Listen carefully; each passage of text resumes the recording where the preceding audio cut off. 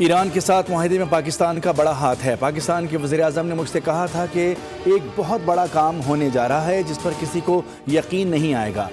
معاہدہ نہ کرتے تو ہرمز نہ کھلتا۔ امریکی صدر ڈونلڈ ٹرمپ کی G7 سمٹ میں نیوز کانفرنس، کہا کہ معاہدے پر آج الیکٹرانک دستخط ہو سکتے ہیں جس کے بعد اس کا متن عوام کے سامنے لایا جائے گا۔ سعودی عرب نے بھی خطے میں امن کے لیے بڑا کردار ادا کیا۔ مفاہمتی یادداشت کی ایک کاپی اسرائیل کو بھیج دی گئی ہے۔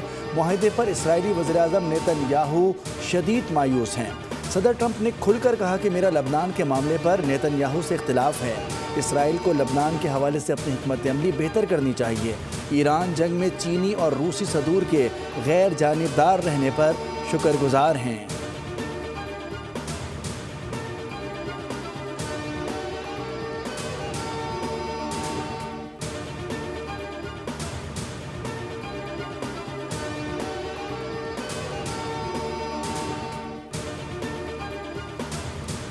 امریکہ نے ایران کے ساتھ طے پانے والی مفاہمتی یادداشت کا متن جاری کر دیا۔ معاہدے کا عنوان اسلام آباد مفاہمتی یادداشت رکھا گیا ہے۔ امریکی نشریاتی ادارے CNN نے امریکی حکام کے حوالے سے بڑا دعویٰ کر دیا۔ رپورٹ میں کہا کہ مفاہمتی یادداشت 14 نکات پر مشتمل ہے۔ امریکی حکام نے متن میڈیا نمائندوں کے سامنے پڑھ کر سنایا۔ متن میں آبنائے ہرمز کی بحالی، ایران پر مالی پابندیوں میں نرمی شامل ہے۔ متن میں ایرانی جوہری پروگرام سے متعلق مستقبل کے مذاکرات کے خد و خال میں شامل ہیں۔ فریقین لبنان سمیت تمام محاذوں پر مستقل جنگ بندی پر متفق ہیں۔ امریکہ اور اس کے علاقائی شراکت دار کم از کم $300 ارب کی مالی معاونت اور سرمایہ کاری کے فریم ورک پر کام کریں گے۔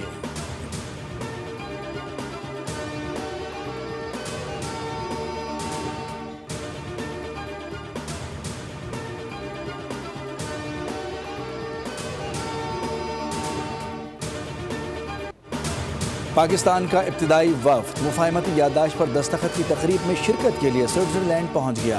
سفارتی ذرائع کے مطابق پاکستان کی ابتدائی وفد کی قیادت سیکرٹری خارجہ آمنہ بلوچ کر رہی ہیں۔ چیف آف پروٹوکول اور دیگر اعلیٰ حکام بھی ورجن اسٹاک ریزارٹ پہنچ گئے۔ وزیر اعظم شہباز شریف کی سربراہی میں وفد آج سوئٹزرلینڈ روانہ ہوگا۔ ورجن اسٹاک ریزارٹ پوری دنیا کی توجہ کا مرکز بن گیا۔ قطری ریاست کی ملکیت ریزارٹ خوبصورت اور سیکیورٹی کے اعتبار سے محفوظ ترین سمجھا جاتا ہے۔ امریکہ اور ایران مذاکرات کی کامیابی خطے میں امن کی نئی راہیں کھول سکتی ہیں۔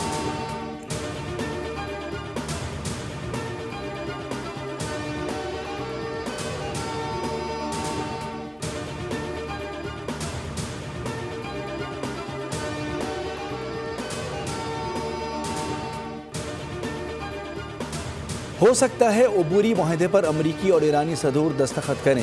الجزیرہ کی رپورٹ کے مطابق ترجمان ایرانی وزارت خارجہ اسماعیل بقائی نے کہا ہے کہ اس تجویز پر غور کیا جا رہا ہے۔ ایرانی وزیر خارجہ عباس عراقچی نے کہا کہ پہلے مرحلے کے بعد حتمی ڈیل کے لیے 60 روز میں مذاکرات ہوں گے، جن میں جوہری مسئلہ اور پابندیوں کے خاتمے پر بات چیت شامل ہوگی۔ ایرانی اسپیکر باقر غالیباف نے کہا ہے کہ اسرائیل کو لبنان کے مقبوضہ علاقوں سے انخلا کرنا ہوگا۔ جنوبی لبنان کے شہریوں کی اپنے گھروں کو واپسی ہونی چاہیے۔ ایران کے خلاف یک طرفہ فیصلے مسلط کرنے کا دور ختم ہو چکا ہے۔ ایران نے امریکہ کو اپنی شرائط پر مذاکرات کی ٹیبل پر آنے پر مجبور کیا۔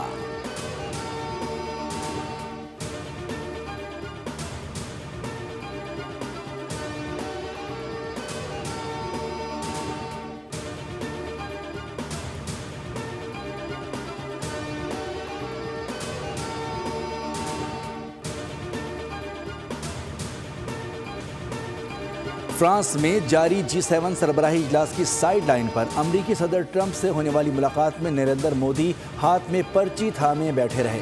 ملاقات کے بعد میڈیا سے گفتگو کرتے ہوئے امریکی صدر ڈونلڈ ٹرمپ نے کہا ہے کہ اگر مودی پر حملہ ہوا تو ان کی مدد کے لیے موجود ہوں گے۔ انہوں نے یہ بھی کہا کہ اگر کوئی نیا رہنما آتا ہے تو پھر صورتحال مختلف ہو سکتی ہے۔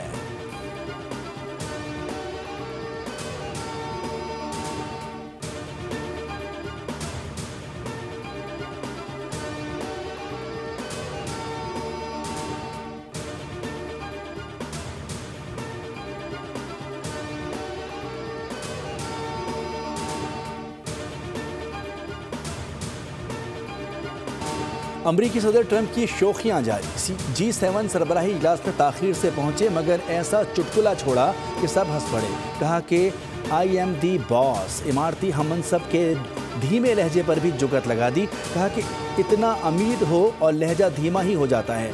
एक मौके पर कहा कि कांग्रेस को जो कहता हूँ उसका उल्टा करते हैं। कह देता हूँ कि ईरान की डील कबूल मत करें, वो यकीनन कबूल करेंगे। मिस्र के सदर से मुलाकात में कहा कि हम दोनों होटल में मिले और मोहब्बत में गिरफ्तार हो गए।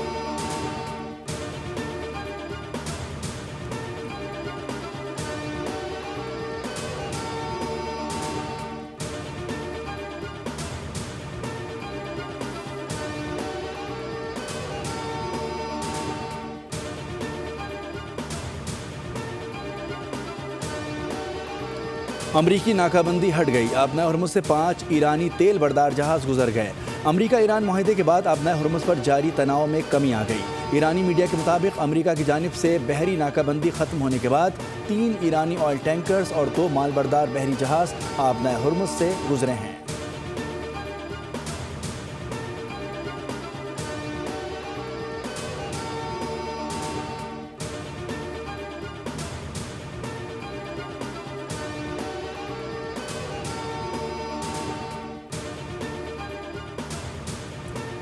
पीपल्स पार्टी ने बजट की मंजूरी के लिए वोट देने का फैसला कर लिया। वज़ीर-ए-आज़म शहबाज शरीफ से बिलावल भुट्टो की वफ्द के हमरा मुलाकात। सैयद नवीद कमर और शरीर रहमान भी शरीक थे। हुकूमत और पीपल्स पार्टी के दरमियान मामला तय पा गए। ज़राए के मुताबिक वज़ीर-ए-आज़म ने तस्लीम शुदा मुतालबात पर अमल दरामद की यकीन दहानी कराई है। बिलावल भुट्टो आज कौमी असम्बली बजट इजलास से खिताब करेंगे। बिलावल भुट्टो की बजट तकरीर के निकात को हतमी शक्ल दी जा रही है। बिलावल भुट्टो बजट के बारे में पीपल्स पार्टी का मौक़िफ़ ऐवान के सामने रखेंगे।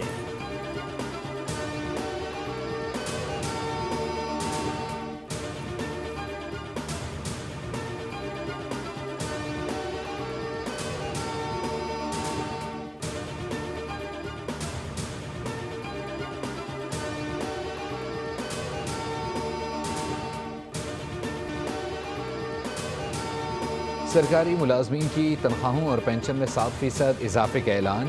कम से कम माहाना उजरत 40,000 से बढ़ाकर 43,000 रुपये मुकर्रर। वज़ीर-ए-आला सिंध ने 13वीं मरतबा बजट पेश किया। अवाम और कारोबारी तबके को रिलीफ फराहम करने का अज़म कहा। कोई नया टैक्स आयद नहीं किया। तालीम, ज़राअत और इंश्योरेंस समेत रोज़गार शुबों के लिए खुसूसी रिलीफ पैकेज का ऐलान। तालीमी मुआवनती खिदमात पर सेल्स टैक्स कम करके 5% कर दिया गया।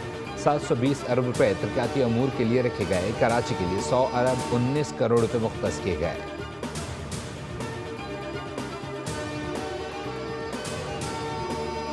वज़ीर-ए-आला सिंध की बजट तकरीर के दौरान अपोजिशन का शोर शराबा। सिंध असम्बली में एहतजाज। बजट नामंजूर के नारे वॉकआउट कर गए। अपोजिशन लीडर अली खुर्शीद ने कहा कि एहतजाज करना हमारा जमहूरी हक है, कोई रोक नहीं सकता। सिंध में जमहूरी डिक्टेटरशिप है। ऐसे बजट का क्या फ़ायदा जिसमें किसी की नुमाइंदगी ना हो। अपोजिशन की भी ऐवान में नुमाइंदगी होती है। शहरी सिंध की क़यादत यहाँ है। सब्सक्राइब करें और बेल दबाएं ताकि कोई खबर रह न जाए।